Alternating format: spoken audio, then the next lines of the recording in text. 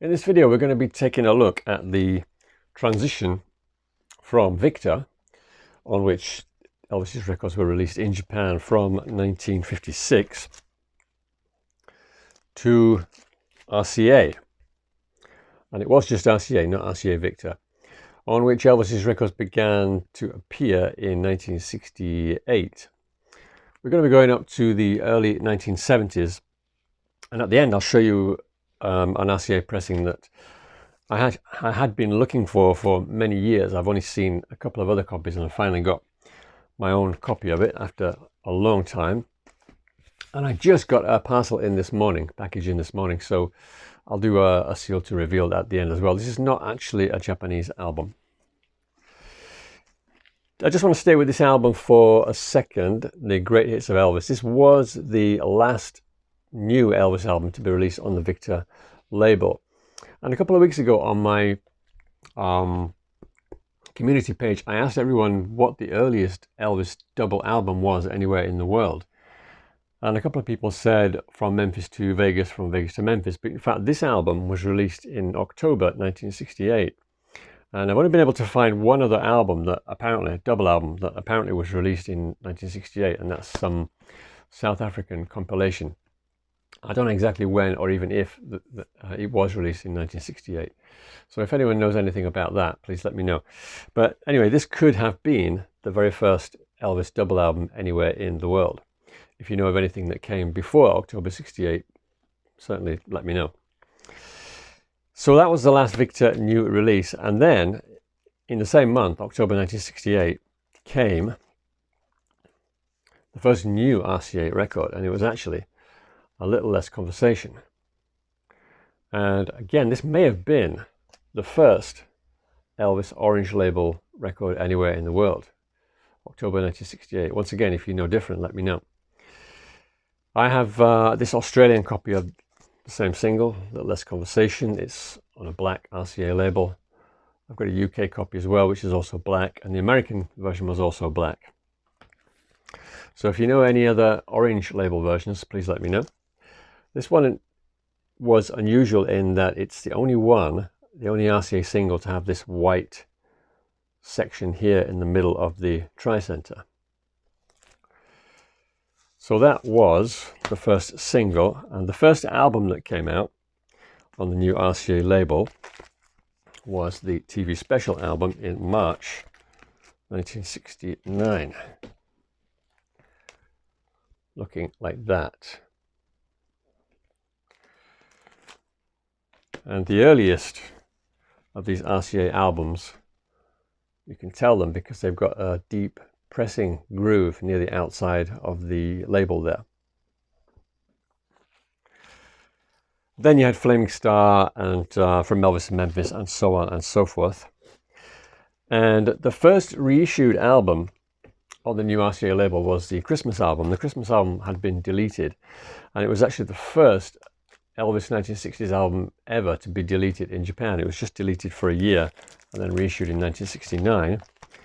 And then in early 1970, April to be exact, we had a series of 3 releases, all with this red and white obi. These all came out together. First one here is LP fans only, for LP fans only. And A Date with Elvis with that unique cover. And the first album, Elvis Presley. This is quite interesting because the Japanese title is King of Rock. And if you look on the labels as well, in English, it also says the King of Rock. Sadly, this particular copy, as you can see, has got some serious bag rash on it, so I'm on the lookout for a replacement copy for that particular record. It's a shame, of course, because the cover looks really nice, as does the obi. Shortly after that, a lot of other older albums started reappearing on the RCA label, but they were a little bit different to the 3 we've just looked at, because those 3 were all new releases with new catalogue numbers and new covers. These ones that I'm about to show you are basically the same as the Victor versions, but with the new RCA logo and label. Here is the Elvis album. This one just happens to have different colored lettering on the front there. It's sort of yellow or orangey colored. And there were a couple of different versions of most of these reissues, and you can tell the difference by looking at the back of the covers. In the bottom corner here, it will give you the maker's name. So if it says manufactured by Victor Company of Japan, then it's one of the first RCA ones. And another way you can tell the first from the second is the sleeve top, the foldovers here at the top. So the first ones have these cutaways. All right, so that's the first one. And I won't show every single record, but there's the orange label. At the bottom there, it says manufactured by Victor Company of Japan. So that was the earlier of the two. And then in '72, a new record company was formed, Victor Musical Industries. And so the records started appearing with that name on the covers and the labels. So this is the second RCA version. Front cover is exactly the same, but the back cover, you can see that there are no cutaways here. The foldovers are still there, but there are no cutaways. And at the bottom there in the left corner, it says manufactured by Victor Musical Industries. So that's the new company. And the label also says Victor Musical Industries. So I'll just show you a few more of those. Loving You. There's the back. There's the cutaways here, so that's the first one. And then is the second one. It's exactly the same on the front, but on the back, no cutaways and a different maker at the bottom. And it's the same with Elvis's Golden Records. Here's the first one.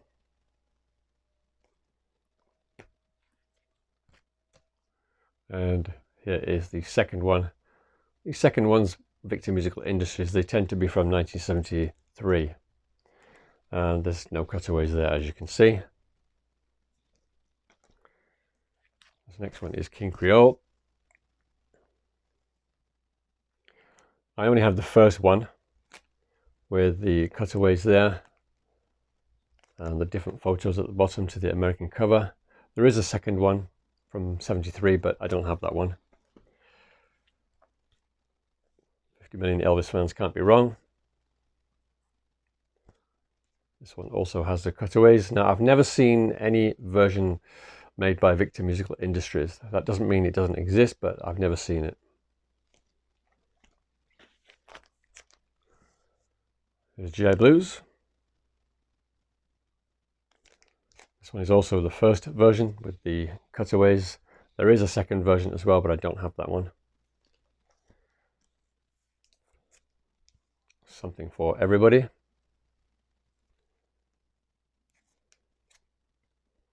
This one you can see is also a first version with the cutaways. There is a second cover with Victor Musical Industries, but the only copy I've ever seen of that came with a Victor Company of Japan record, and that's not unusual to get a record and a cover with different manufacturers. And here's another one. This is extremely rare. This is Potluck. This one, as you can see, does not have the cutaways. It has the second maker's name down here. There is a first one as well, but I don't have that one. Girls, Girls, Girls. First edition, as you can see, first RCA edition. I've never seen a Victor Musical Industries pressing, so it may not exist. It happened at the World's Fair. Stunning cover there. This one is also a first RCA edition. And again, I've never seen a Victor Musical Industries version. Fun in Acapulco.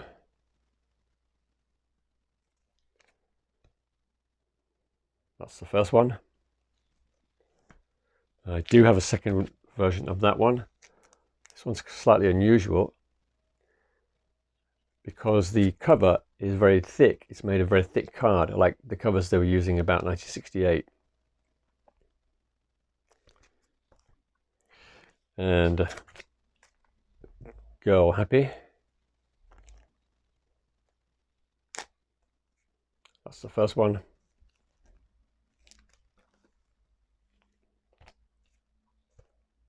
And the second RCA copy of Girl Happy. Different maker and no cutaways. Right, so to the one that took me forever to find, well, certainly many, many years. Really, really happy to show you this one. It's Blue Hawaii.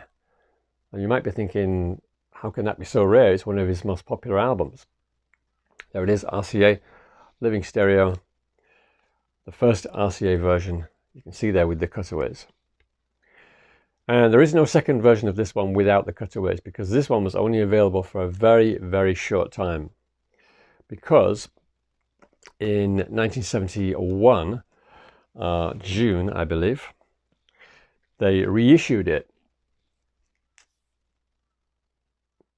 in a gatefold sleeve. This is the 1971 pressing, the new one. And you can see they've got the same pictures there on the back as the American version, as opposed to the lyrics and liner notes standard Japanese back cover. And the reason they could do that is because it was actually a gatefold sleeve, and all the usual stuff you get with a Japanese pressing was on the inside. And they even gave us a couple of nice color photos in there, and all the lyrics as well. And Blue Hawaii stayed on a gatefold sleeve for quite a few years, actually, until the early 1980s. Oh, yeah, let me just put these albums down and I'll come back and do that unboxing.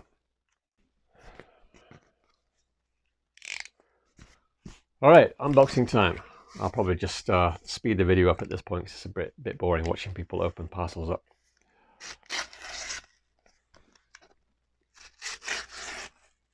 I wonder if I can get it out just by cutting up one side. Oh, I can see it. Oh, I got it. Something for everybody. So let's take a look at where this came from. There's the back cover. Any idea where this one's from? What's that there? It's got a, oh, it's got a sticker on it there. It's got $2.25 sticker on it. Cost me a bit more than that. Oh, very nice. It's got the original inner sleeve. That's an early one. Let's take a look at the record. There you go. I think this must be an early one. Where was it pressed, for anybody who's interested? It's got an I, so it's an Indianapolis pressing. Right, I'm going to go and have a listen to that. So, as ever, if you've got any questions or comments, feel free to leave them in the comment section below. But that's it for this video. Thanks for watching. Take care. Cheers.